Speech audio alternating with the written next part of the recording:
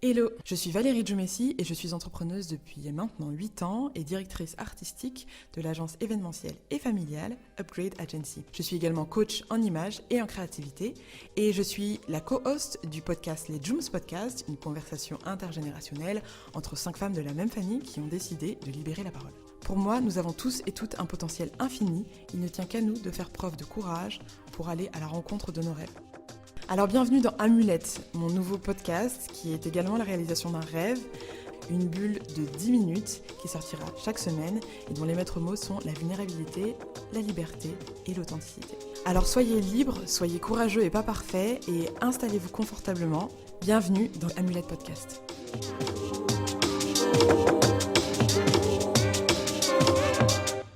Hello à toi et bienvenue dans un nouvel épisode d'Amulette Podcast. Je suis Valérie et je suis ravie d'être avec toi pour les prochaines minutes pour un podcast tout en vulnérabilité, en authenticité et en liberté. Aujourd'hui, c'est la série Insecure sur HBO qui a été réalisée et créée par Issa Rae qui m'inspire cet épisode. Je ne sais pas si tu connais Insecure, pour ceux et celles qui ne connaissent pas, c'est une série dont on est à la 4e saison il me semble, et qui est une série de 25 minutes à peu près, qui parle de la vie de Issa Adi, une jeune femme noire américaine d'une 30aine d'années et qui vit en Californie, à Inglewood, et qui raconte un petit peu ses déboires de vie, ses moments de détresse et comment est-ce qu'elle essaye de trouver un chemin pour devenir qui elle veut devenir. Insecure, une de mes séries préférées, parce que je trouve que Issa Rae a cette capacité à rendre le fait d'être bizarre, sexy, cool et tendance, et parce que je pense que c'est une des séries devant laquelle je me suis le plus tapé des grosses barres. Et pour ceux et celles qui connaissent, attention, spoiler alert. Ce que je voulais mettre en avant dans cet épisode, c'est la relation entre Issa et Molly, qui sont les deux meilleures amies, on va dire, de la série, qui ont une relation d'amour, de sororité, mais très complexe. Et je trouve cette relation importante et intéressante parce qu'elle fait écho à beaucoup de relations qui sont des relations basées sur l'amour, mais qui parfois peuvent être, alors je dirais peut-être pas toxiques, quoique parfois c'est le cas, mais qui peuvent être difficiles à entretenir, difficiles à nourrir et difficiles à gérer. Et encore plus difficile quand on n'a pas les outils, quand on n'a pas le recul et quand on a des difficultés à gérer ses émotions. Donc, j'aimerais qu'à travers Issa et Molly, au-delà du fait qu'elles aient des styles de malades dans la série, je vous invite vraiment à regarder, qu'on voit ce qu'on peut apprendre sur nous et sur nos relations et comment faire pour les améliorer, pour qu'elles soient vraiment des zones et des espaces dans lesquels on peut se sentir suffisamment en sécurité pour être et pour accompagner l'autre avec notre amitié et notre amour à être également. Avant de rentrer dans les détails de la relation Issa et Molly, l'amitié c'est tellement important en fait. Je me rends compte à quel point c'est important dans ma vie de savoir que je suis entourée de personnes, de femmes et d'hommes qui ont de l'amour pour moi et qui me veulent du bien et avec lesquels je construis dans le temps des souvenirs, je construis des relations intimes avec lesquelles je peux partager des secrets, je peux partager des discussions profondes, je peux être vulnérable. C'est incroyablement fondamental. Mais ça m'a mis du temps avant d'arriver à ce niveau-là avec les personnes qui sont aujourd'hui mes amies. Et pour arriver à ce niveau-là où je me sens tellement chanceuse et tellement nourrie et tellement dans l'abondance de l'amitié, j'ai cassé pas mal d'œufs, clairement. Et ça m'a mis du temps avant de comprendre l'importance de travailler une relation, l'importance de la faire mûrir, l'importance de l'honorer aussi. Et je pense que j'ai été à bien des égards défaillante dans le passé à ce niveau-là, parce que c'était pas un sujet pour moi, et surtout parce que je pense que ma capacité à donner de l'amour aux gens qui m'entouraient était on va dire proportionnelle ou égale à ma capacité à me donner de l'amour à moi-même. Donc bien évidemment, dans le passé, c'était pas trop ça. La première chose qui me vient à l'esprit par rapport à Issa et Molly, donc leur amitié, c'est leur incapacité à avoir des conversations cruciales. Si tu veux savoir ce que c'est qu'une conversation cruciale, je t'invite à écouter le podcast de ma sœur, Your Journey Start Today, saison 1, épisode 4. Elle t'explique exactement ce que c'est et comment avoir des conversations cruciales et les réussir. Issa et Molly, elles se prennent la tête tout le temps. This is OD. I don't have time for your drama.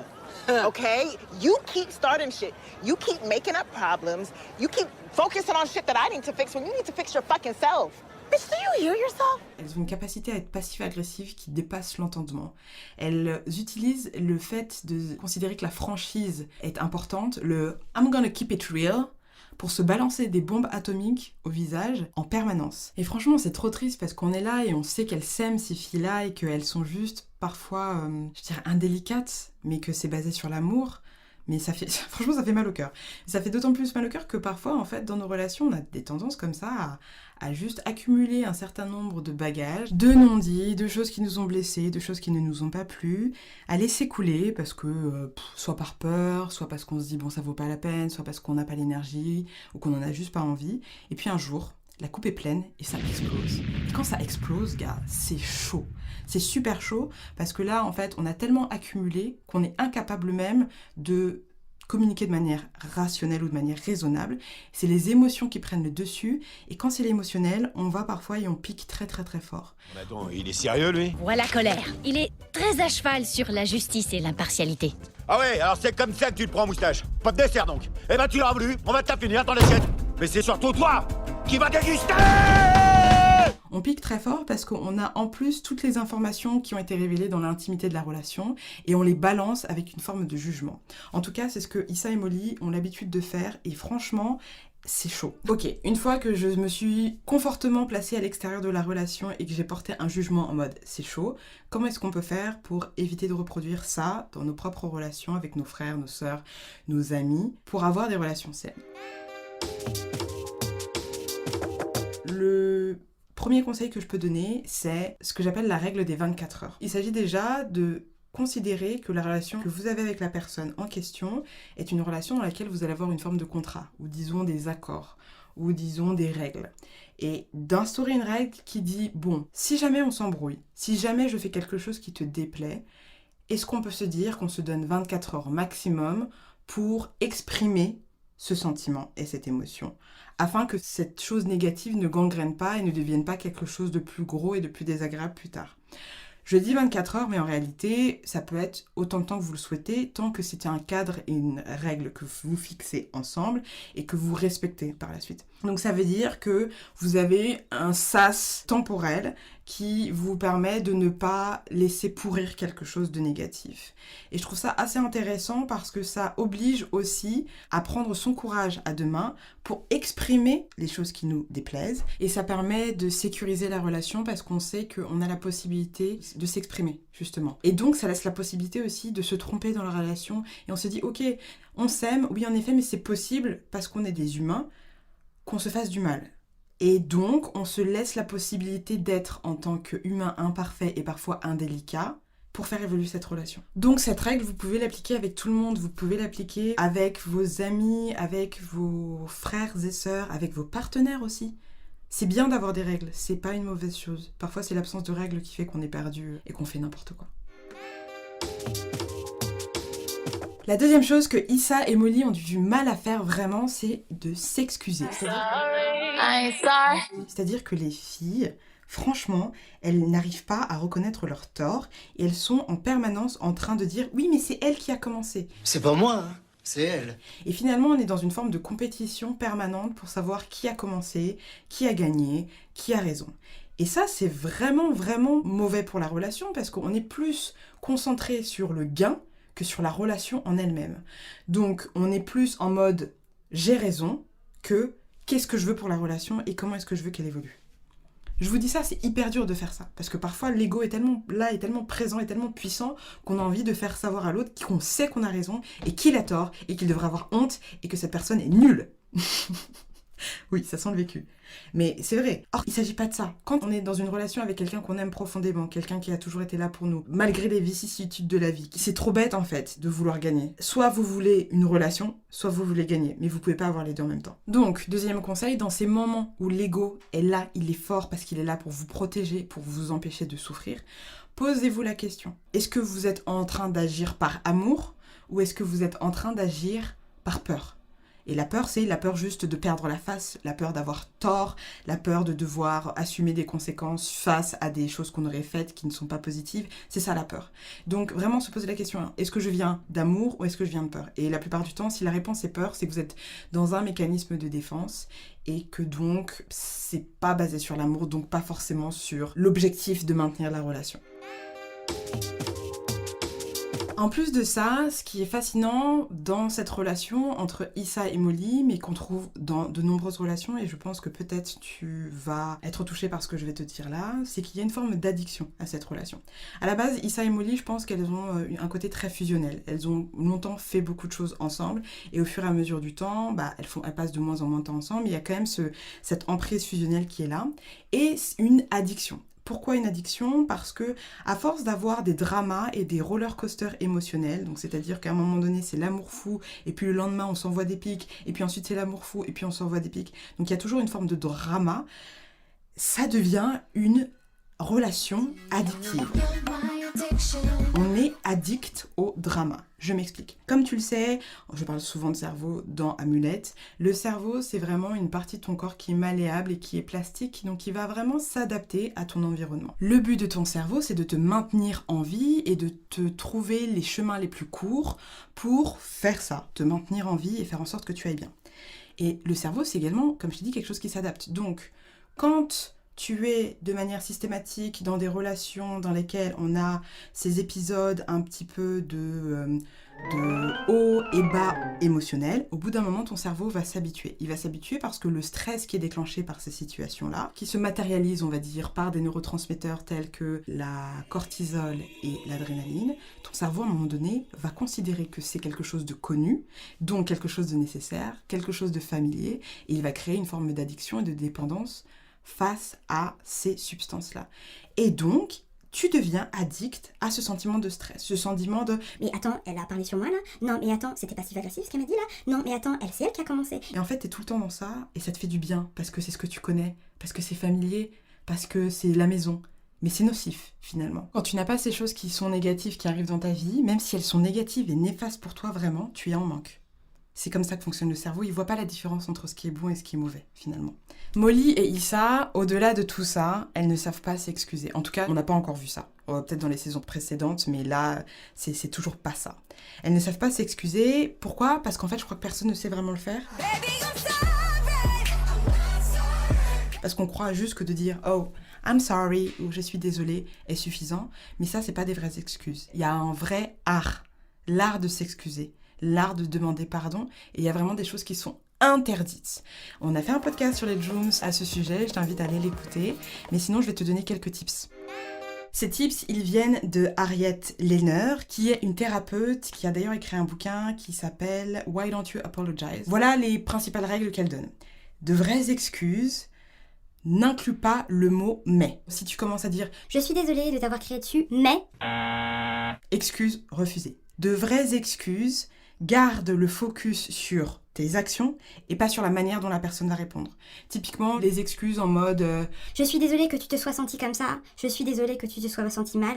Ça ne marche pas. Des bonnes excuses, normalement, incluent une offre de réparation ou de restitution qui est bien évidemment en cohérence avec ce qui s'est passé. Typiquement, je suis désolée d'avoir pété ton casque, du coup je te propose de racheter un autre. De vraies excuses, c'est pas un outil également pour faire en sorte que l'autre ferme sa bouche. Normalement, c'est pas juste pour te faire du bien. C'est d'abord pour quelqu'un d'autre. Et c'est faire des excuses sans forcément attendre en retour que la personne en face, même si tu crois et tu es sûr et tu es persuadé qu'elle a tort, qu'elle a plus tort que toi, fasse ses excuses. C'est la chanson de Florent Pagny, quoi. Donc autant te dire qu'on a du game à apprendre au niveau des excuses, et je te mettrai les informations dans la barre d'infos concernant Harriet Lerner, qui a d'ailleurs fait un super podcast avec Brené Brown à ce sujet-là, en 2 épisodes. Je suis certaine que tu es parfois en galère quand tu fais des excuses, si tu fais des excuses.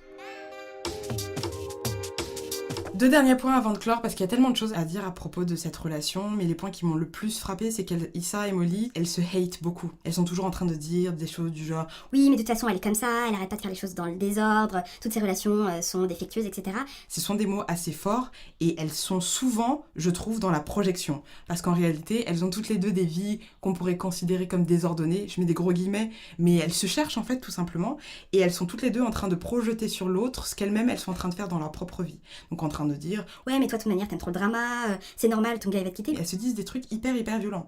Et ça c'est la mort de la relation. On fait pas ça en public, on fait pas ça derrière le dos de la personne, et on fait pas ça en face.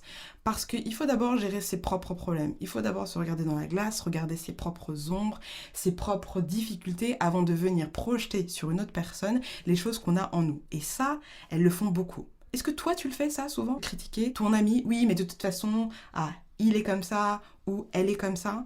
Qu'est-ce que ça veut dire? Pose-toi la question. Est-ce que tu serais pas en train de parler de toi-même? Surtout quand tu fais ça derrière le dos. C'est compliqué parce que c'est une énergie négative. Et c'est une énergie que je trouve malhonnête également. Parce que tu devrais être capable d'exprimer ce type de choses en face sans être dans le jugement. Parce que qui es-tu pour juger finalement? Qui es-tu? Et ça, si tu regardes la série, tu vas voir qu'elles le font énormément. Et d'ailleurs, elles le font jusqu'à un moment donné. Donc il y a toute cette accumulation, toutes les choses dont je t'ai parlé. Et à un moment donné, ça pète tellement qu'elles le font en public. Right now.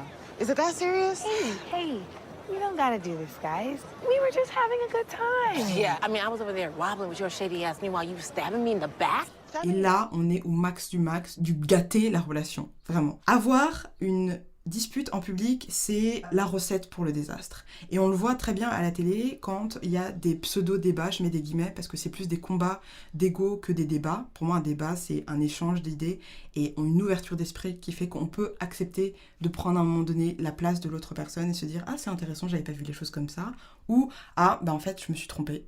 Vous avez raison, sous cet angle-là, en effet. » Donc on n'est pas du tout comme ça à la télé. Et on n'est pas comme ça justement parce qu'il y a du public. Il y a des gens qui vous regardent. Et donc ça devient une forme de spectacle. Et donc la dispute, déjà en privé, c'est pas super top à gérer. Mais quand en plus on a des yeux et des oreilles extérieures qui nous regardent, qui nous jugent, qui évaluent, qui font des bruits du genre... Et ben c'est juste la surenchère. Parce que là, on veut juste sauver sa peau, on veut juste sauver les apparences, on veut juste sauver l'ego. Et quand on est blessé en public, qu'est-ce qu'on fait? Soit on se retire parce que c'est trop douloureux, soit on crache à notre tour le venin. Et là, on va se balancer les pires dossiers qu'on a les uns sur les autres et les unes sur les autres en fonction du niveau d'escalade de la dispute. Dans l'avant-dernier épisode de Insecure, c'est ce qui se passe. Et c'est chaud. C'est violent, c'est triste même, et ça arrive souvent. Donc si à un moment donné tu te retrouves dans une situation dans laquelle tu vas t'embrouiller avec quelqu'un, tu sens la sauce monter, déjà, ce que je t'invite à faire pour te préparer à ça, c'est d'écouter le podcast de ma sœur Sandra, épisode 6, sur comment gérer un conflit. Elle va te donner plein de tips pour pouvoir faire ça correctement.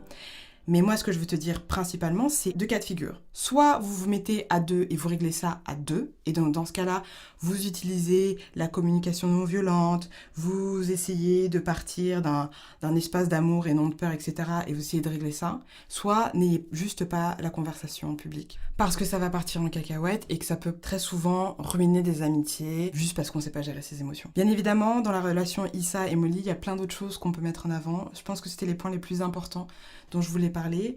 Et ce qui est intéressant, c'est que la série parle également de santé mentale. Donc c'est une série où il y a principalement des Noirs. Donc la santé mentale pour les Noirs, c'est aussi un sujet que je trouve passionnant et qui mérite plus d'espace pour que nos frères et sœurs, et toi peut-être aussi, puissent s'ouvrir à la possibilité d'être aidés, parce que la santé mentale est aussi importante que la santé physique, même plus parfois. Donc ce nouvel épisode est terminé, j'espère qu'il t'a plu. En tout cas, moi, je t'avoue que ça n'a pas été facile d'aller jusqu'au bout, puisque je suis dans les toilettes et qu'il fait genre 65 degrés, que les voisins du dessus n'arrêtent pas de crier, mais je suis allée jusqu'au bout, et je l'ai fait par amour également.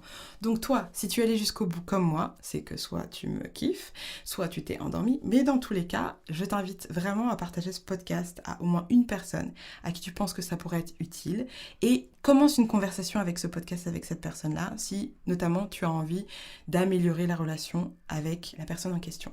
En attendant, je te remercie pour ton attention, pour ton écoute. Sache que tous les podcasts sont disponibles sur le site upgradepodcast.paris Et ensuite, tu peux me suivre sur Instagram, Valérie DJMS, et sur le compte Lesjoums, Lesjoums. Je te souhaite une excellente journée, prends grand soin de toi et je te dis à bientôt. C'était Valérie pour Amulette Podcast. Cheers!